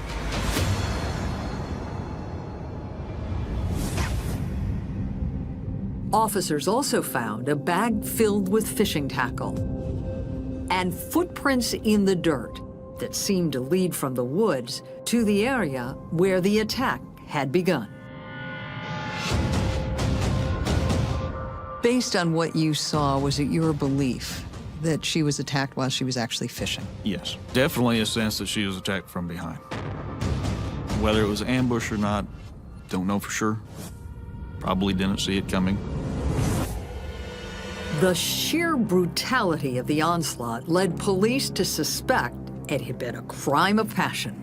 We firmly believe it's someone that she was familiar with just because of the amount of emotion and the amount of violence in this attack. Investigators were troubled that Alyssa's killer may have destroyed any physical evidence he had left. I was concerned that we would lose the potential of valuable DNA on her body. Any outdoor crime scene is difficult, but an outdoor crime scene that has been exposed to water is much more difficult. As detectives continued to canvass the area, they quickly discovered Alyssa's truck. Her truck was parked down in the parking lot, backed up.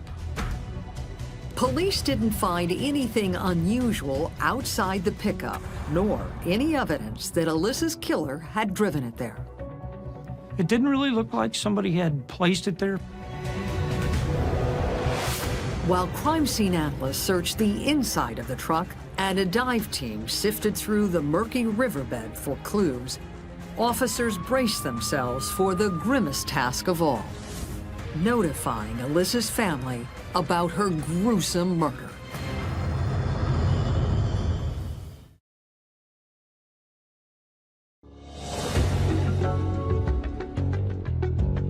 "22-year-old Alyssa Shippert had been found savagely beaten to death in the Platte River. Based on the evidence police found on its muddy bank, it appeared the young woman had been murdered while she was fishing. As crime scene analysts continue to look for any clues that might identify her killer, detectives had to break the heartbreaking news to her family. Alyssa's father, Landis Shippert, will never forget the devastating phone call he received from the manager of the convenience store where his daughter had worked. He called me just crying uncontrollably. He said, "You need to talk to the police. It's bad news about Alyssa." Landis raced to the police station to talk with officers face to face. They eventually confirmed his worst fears. His beautiful and loving 22-year-old daughter had been murdered while fishing along the Platte River.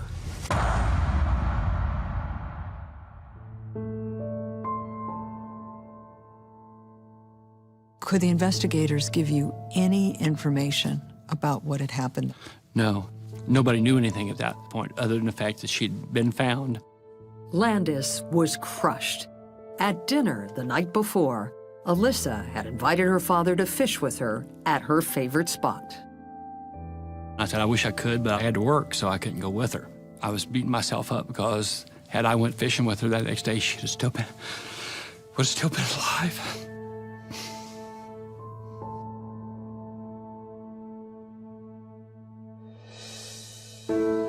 Landis also had to summon the strength to tell Alyssa's siblings that their sister was dead. My dad called me and he said, "Did you hear about the girl that was found?" You could hear him starting to cry on the other end of the phone. And I said, "Dad, who was it?" And he said, "It was your baby sister." And I lost it. I dropped to my knees, just bawling my eyes out, screaming. How did your family cope? Completely shut down. It's like losing a part of yourself you can never, ever manage to get back. It was very difficult. We didn't know anything. Just that she was gone.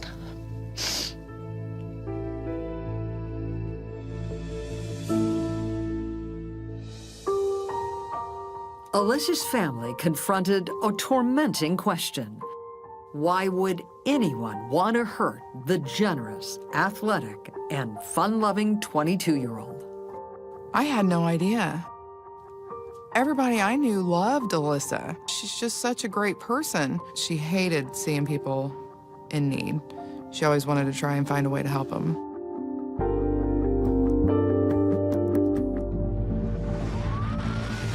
While Alyssa's loved ones struggled to come to terms with their devastating loss, investigators continue to search the murky waters of the Platte for evidence.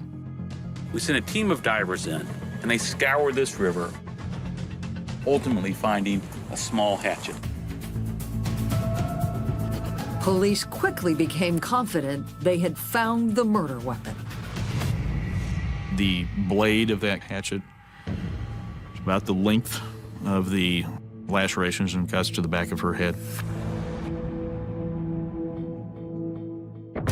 Analysts didn't find any usable fingerprints on the hatchet, but hoped the crime lab's forensic testing might give them a lead. Was any DNA found on the hatchet? No, there's not. It had been in the bottom of the muddy waters for days. Alyssa's torn bikini bottom found at the crime scene had led police to believe that she had been the victim of a sexual assault. But would the medical examiner's autopsy report confirm that? Were you able to recover any biological evidence? No, we were not. Investigators studied every item discovered near Alyssa's body, hoping for a definitive clue about who had killed her. It was a massive crime scene with dozens of pieces of potential evidence, but nothing that was ultimately going to lead us to the killer. We knew from the very beginning that we were going to have some other break to make this case.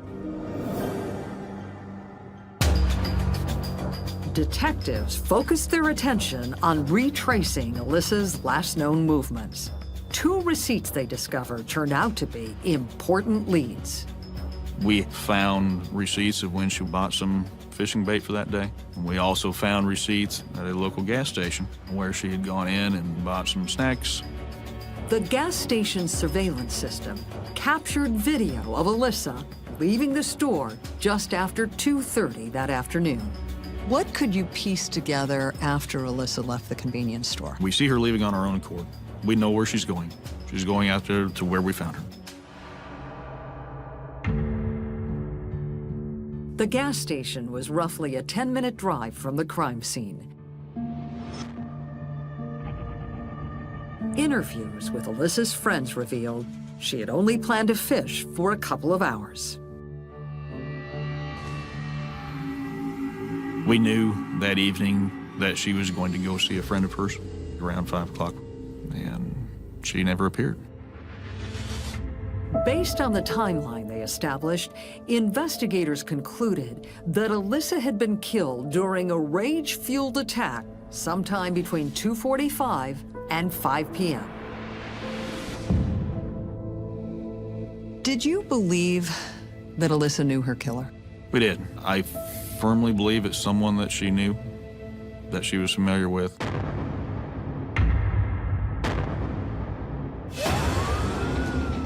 Detectives knew that meant taking a hard look at everyone in Alyssa's inner circle. We were lucky in a lot of ways because we pretty much knew everybody in town. The coworkers, the boyfriends, the known associates, all of this was #1 on the list to go find. And that search led police to their first suspect in Alyssa Shippert's murder.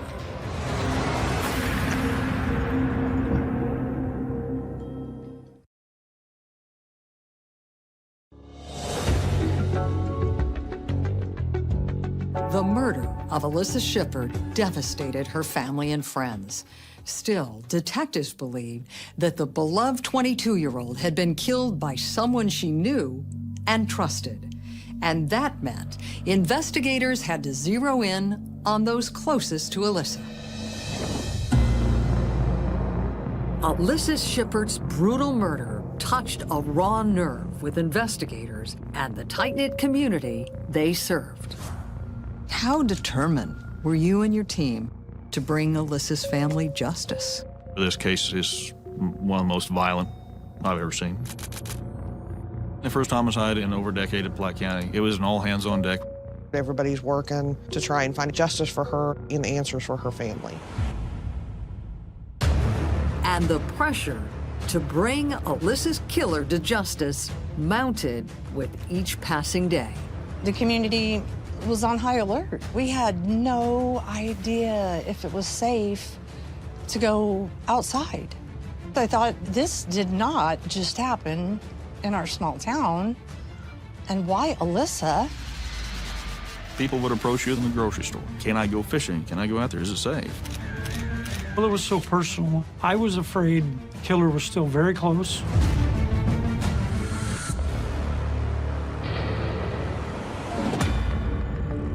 Investigators spoke with everyone who had ties to Alyssa. My partner and I questioned most of those people, what they knew about her. Alyssa was an extremely attractive young lady. Do you have feelings for her? Do you like her? And it was those interviews that led investigators to their first suspect. There was a on-again, off-again boyfriend. All of the family and friends kept saying, it's him, has to be him. Why did they think that? He's very controlling, did not take the breakup well at all. We felt that he had a lot of motive there because he was so angered with her.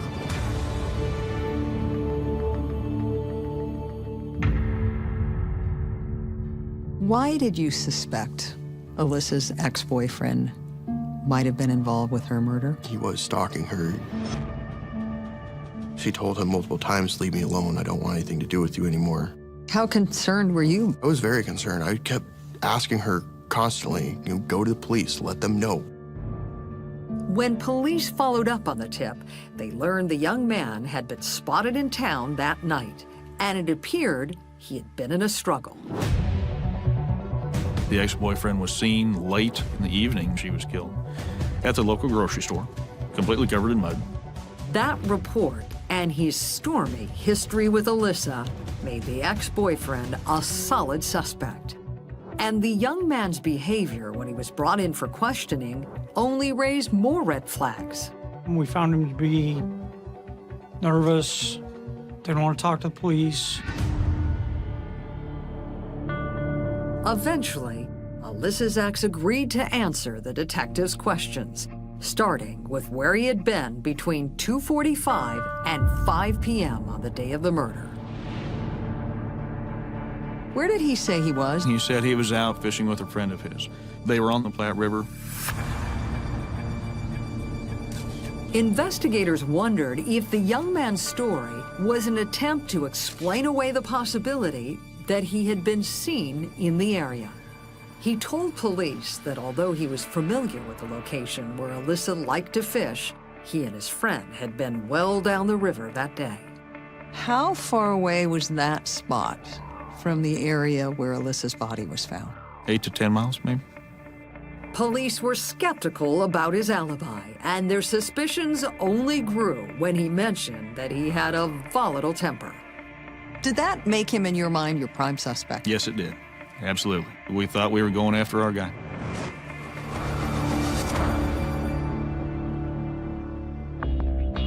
Investigators asked Alyssa's ex to take a voice stress exam, hoping to find a crack in his story.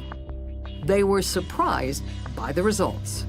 He'd passed that and did not show deception. And detectives had no choice but to move on to other suspects when they confirmed he had been fishing on the opposite side of the river from Alyssa. Independently, we corroborated that story. Investigators continued to look at the men in Alyssa's life. And next on the list was a local firefighter she had been quietly spending time with. The nature of his relationship with Alyssa wasn't clear, but detectives were alarmed when they found out the firefighter was a married man. What more motive is there than the cheating spouse? Detectives confronted the firefighter about a possible romance. We asked him what he knew, when did he talk to her, did he know she was going fishing. He was a little bit squirrely, he was a little bit nervous.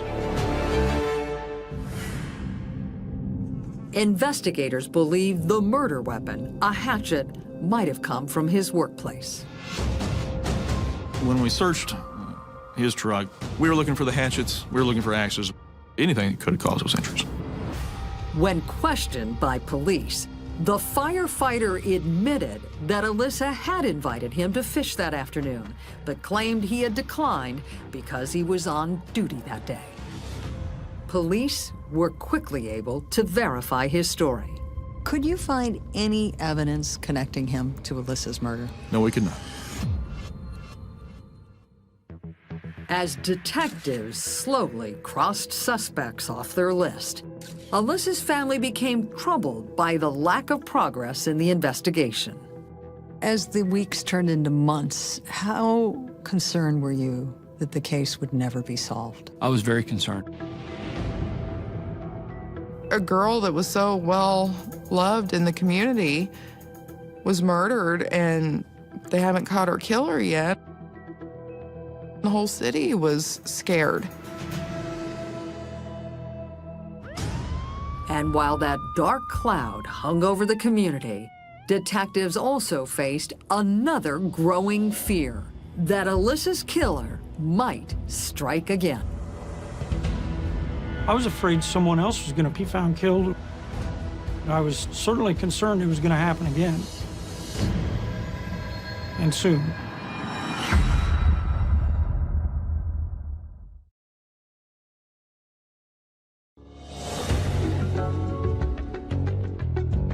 Platte County detectives had already cleared 2 solid suspects in the murder of Alyssa Shippert.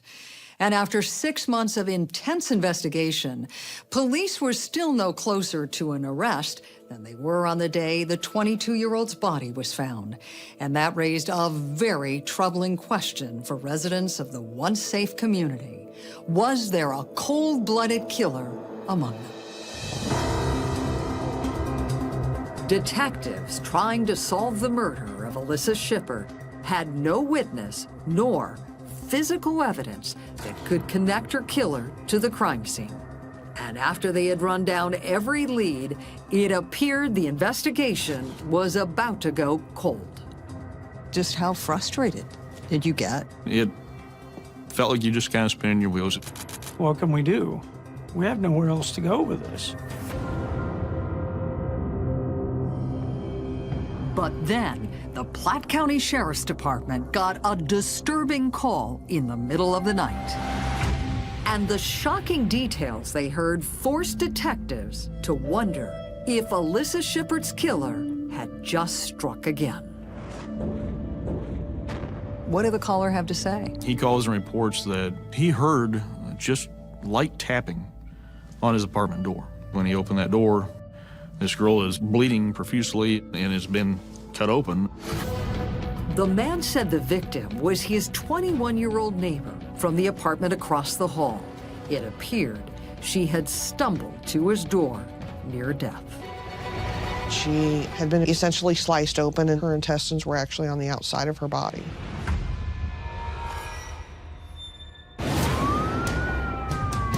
First responders raced to the scene and transported the young woman to the hospital. Was the victim still alive? Yes, unconscious, not expected to make it, but yes, still alive.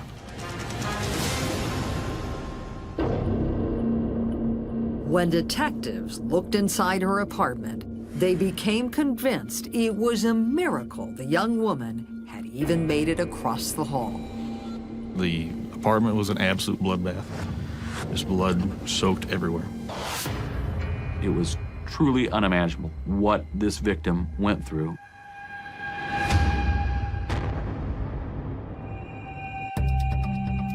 Investigators found no sign of forced entry, nor any evidence of a prolonged struggle.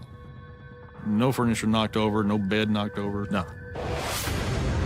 Detectives quickly ruled out the possibility that the attack had been a robbery gone wrong. There was electronics. The TV was still on. Her purse was still there. There was money in her purse. In fact, it appeared there was only one potential motive for the crime. Did you believe the attack was sexually motivated? Yes, she was found without any undergarments or pants on.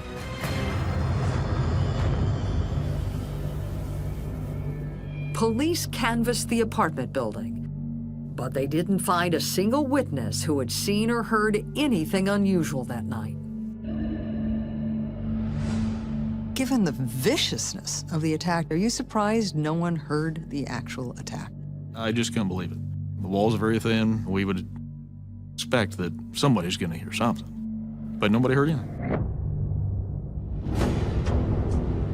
As detectives studied the totality of the crime scene, they reached a chilling conclusion. They were convinced the horrifying attack was connected to Alyssa Shippert's unsolved murder. What went into your thinking to make you link the two? It is knowing that community over a decade with no homicides, and then all of a sudden, two, same body type, same age range, female, both found undressed from the bottom down. They just gotta be tied together. It was the violence. I pretty much instantly felt like the two were connected. And the evidence in both cases indicated the young women had known their attacker. Investigators were certain that no woman in Platte City was safe until the man responsible for the two attacks was caught. Anytime you want to try to assume, you're at risk of guessing wrong. But I knew this. A person who would commit the crime that was committed was a very, very dangerous person. And we needed to find that person and find that person as quickly as we could. Detectives believed their best chance of solving the case required a miracle: the survival of a young woman who was still clinging to life in the hospital.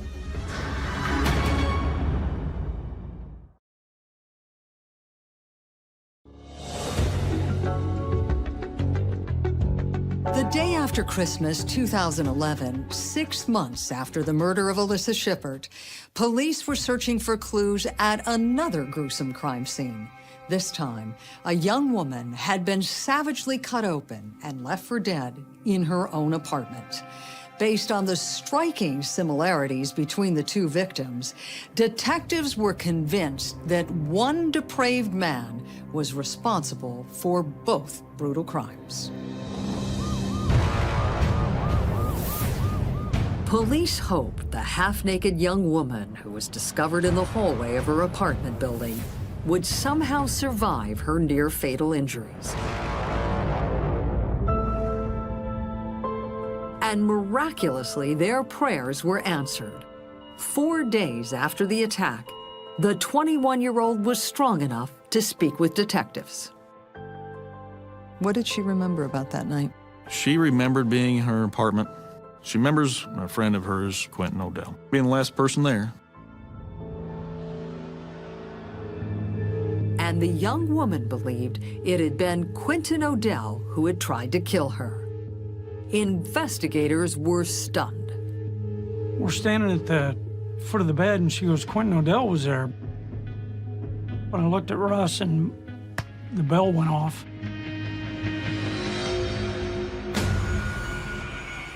The pieces of a complicated puzzle suddenly fell into place for Detective Stevens. He knew the name Quentin Odell had also come up during the investigation into Alyssa Shippert's murder. Odell was one of her co-workers at the convenience store. But at the time, police found no evidence he was involved in the crime. Detectives listened carefully as the young woman shared the rest of her horrifying story. She said Odell arrived at her apartment around 11:30 that night. Had she invited him over? She had. She recalls having a couple of drinks. The young woman said that while Odell was there, she had a heated argument with her boyfriend over the phone. Her memory of what happened after she hung up with him was hazy. She recalls going to sleep, fully clothed, in her own bed, in her apartment. Quentin Odell was there, the last she remembered.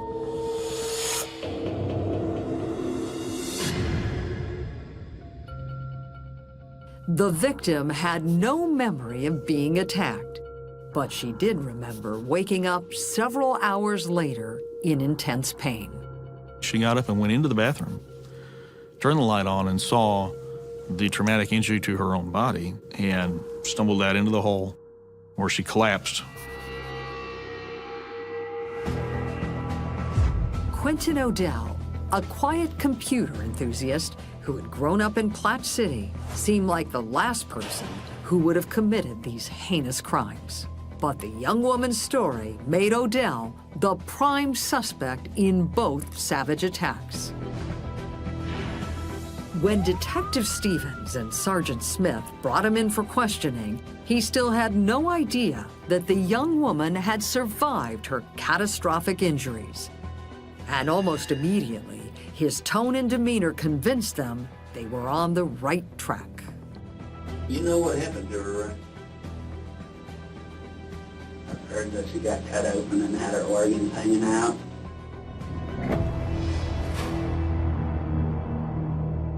Odell told police he had visited the young woman around 11:30 that night. He said she spent most of their time together arguing with her boyfriend. Odell claimed when he left at 1:30, she was expecting another visitor.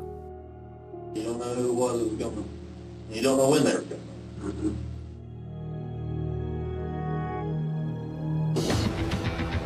Those on the case were confident Odell was lying and intently listened for any discrepancies in his story. He sat there very cold, devoted to his answers. He wasn't going to give you anything unless you pried it out of him. Then, detectives dropped their bombshell. They told Odell not only was the young woman alive, she was also talking. Was it a response of, they've got me? I just kind of see that little eye twitch of, what'd you say? You know, just kind of that, oh no. Investigators Stevens and Smith turned up the pressure on Odell, hoping he would confess.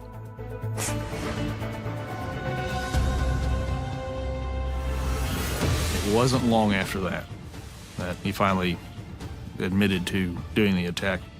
Odell's confession was unlike any either detective had ever recorded.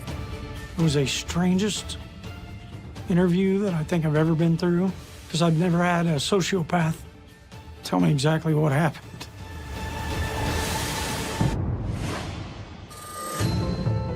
Odell claimed the young woman's heated conversation with her boyfriend had been the trigger for his violence.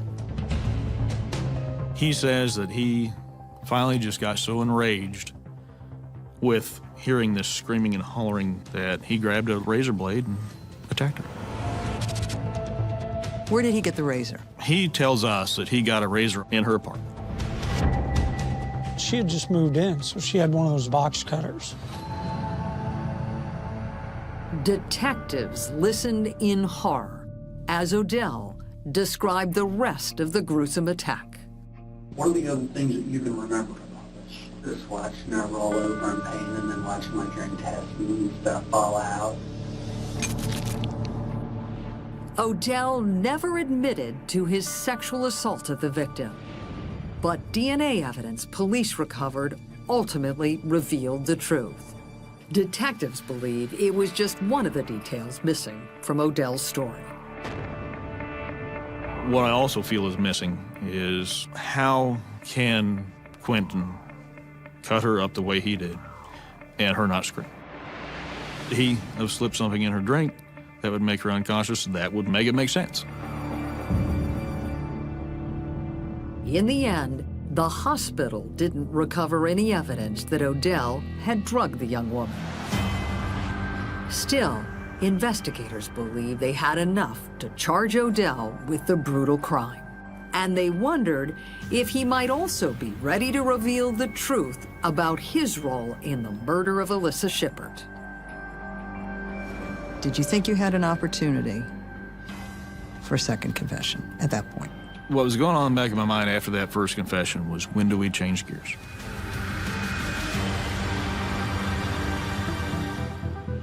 And everyone on the case knew exactly how much was riding on that next phase of the interview. We knew there really never would be any physical evidence that would directly connect Quentin Odell to Alyssa Shippert's murder.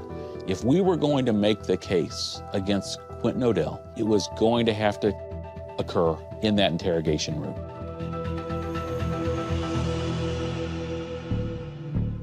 The two detectives used the rapport they had established to get Odell to talk about Alyssa Shippert's case. Are you ready to talk about what happened?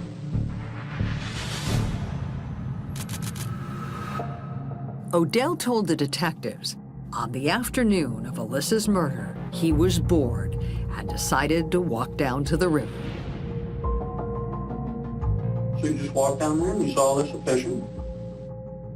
In Odell's bizarre account, he claimed that he frightened Alyssa by falling into the river.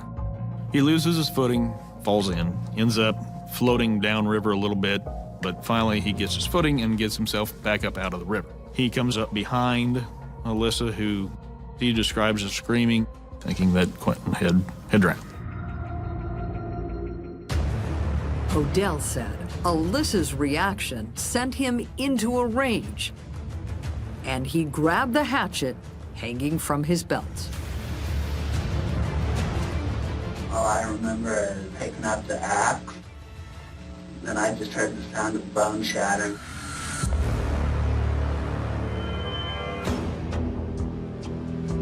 The detectives then laid out the crime scene photographs and asked Odell where he hit Alyssa. And in the calmest, most chilling voice you've ever heard. He said, well, I did that one, and I did that one. And all Russ and I can do is sit there and just listen. I was horrified. Without any emotion, Odell had confessed to committing the gruesome crime. But once again, his story appeared to be missing critical details. Police believe there was little doubt Odell had planned the attack. He knew she would be out there fishing. He knew exactly where she'd be.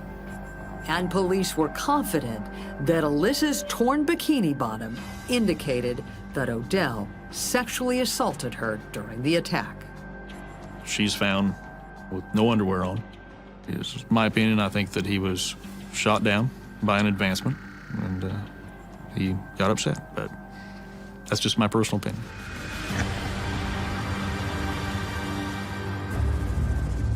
Odell was later brought to the crime scene, where he explained his version of the murder on videotape.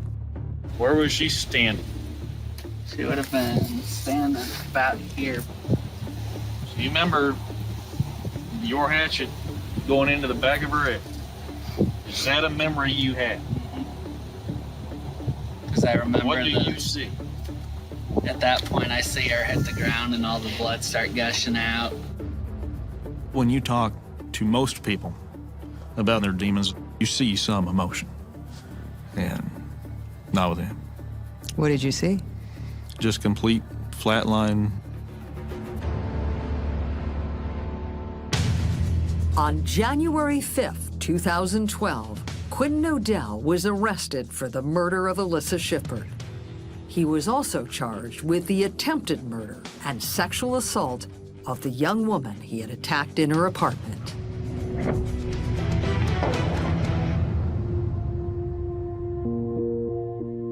Alyssa's family was stunned by the news. They believed Odell was Alyssa's friend. You had to confront the fact that your daughter worked with the man who killed her. How did you deal with that? I just couldn't fathom that he was the one that did it. I was just astounded. I was angry. He was at Alyssa's funeral. I was completely blindsided.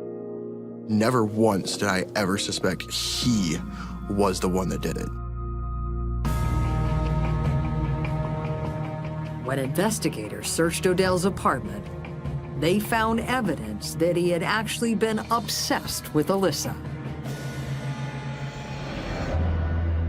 He had a box full of photos of her, as well as a collection of newspaper clippings about her murder. But police never needed to present that evidence in court. Odell ultimately pled guilty to both of the savage crimes. He was sentenced to 2 life terms without the possibility of parole.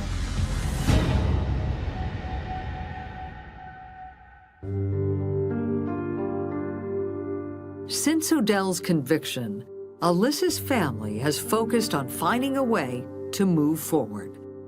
They try to remember Alyssa for her kind heart and vivacious spirit. I think she would want me to just remember her how she was. I believe she would love the way that she's honored right now. Miss her smile.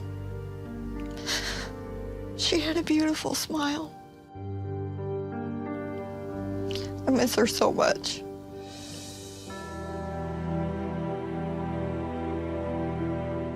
How much do you think about Alyssa? Every day. I miss her terribly. All the time we spent fishing together and just sitting on a riverbank, just doing nothing but enjoying each other's company. She was funny. She was full of charisma. She just had this light to her. She was such an amazing person. I'm sorry.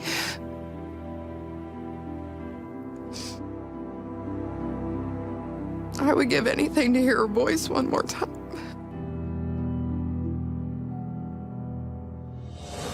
After Odell's conviction, a search of his belongings made investigators believe he might have already been targeting his next victim. And they are convinced they put a serial killer in the making behind bars. I'm Paula Zahn. Please join us next time when we're back on the case.